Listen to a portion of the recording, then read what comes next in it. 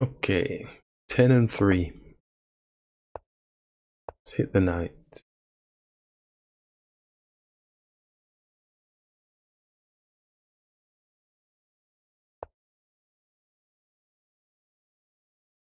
Build up the bishop.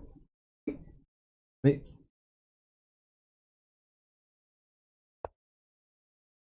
Take the knight. Here we double in the pawns. And practically double in the pawns. So a moment of weakness, but as we know, you have to be able to do something about it. So it's a longer term. Maybe there's some advantage. Get the bishop, put in a check on the king. Exchange the bishop. Could develop the knight. We could fall into that realm of mistake to take. I'm going to just develop the knight.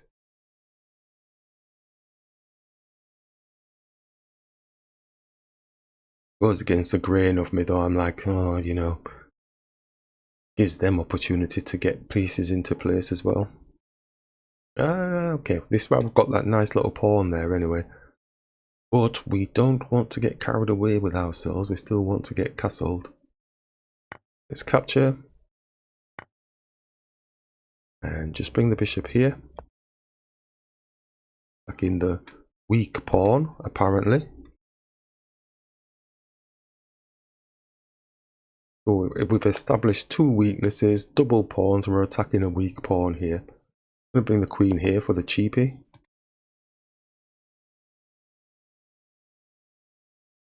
If they forget themselves, we can get it. Oh, they're not going to do that. So we're tripling the pawns now. So that's like a double dose of weakness. But always remember, there was that master who, this grandmaster, not master, who had triple pawns and he still won the game. We do have a check on the king, but the pawn can just drop. We'll be able to take this pawn here. We aren't getting castled though, so are we falling foul of anything? Let's go for it in the meantime. And let's go for the rook. We aren't castled. Is the king safe? Can anything get to it at the minute? Can't protect the rook, but he can start causing trouble for us, giving us things to think about in some way.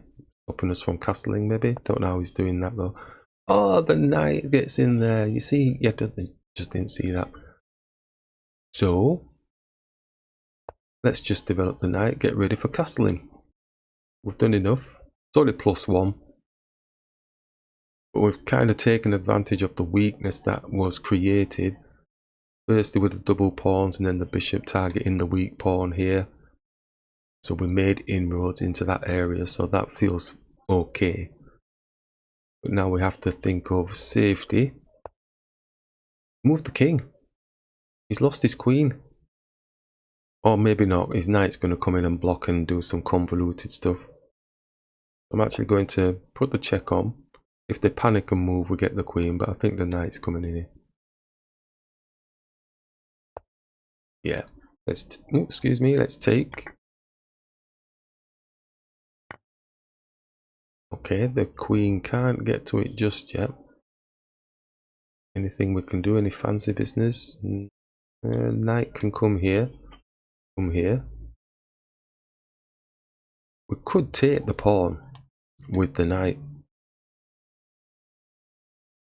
If he takes, then the rook is on there, so I don't think he's going to take. I'm going to take with the knight. I'll still lose the queen.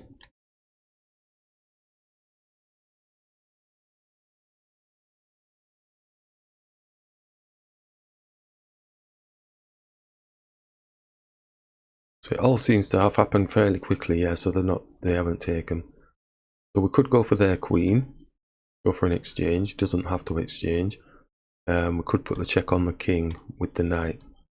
I'm going to go with putting the check on the king with the knight. And we'll get the queen off the board.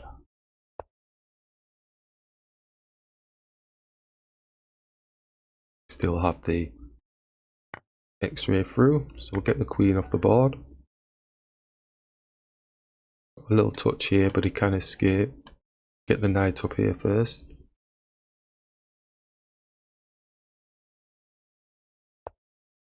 Yeah, get the knight up here first. It's stopping that escape route. Rook can come and defend though, can't it? So it can come here, stopping that. So we can do this. But then he's got that safe bit. But they're not doing that, so it looks like it's going to be a mate. Nice one.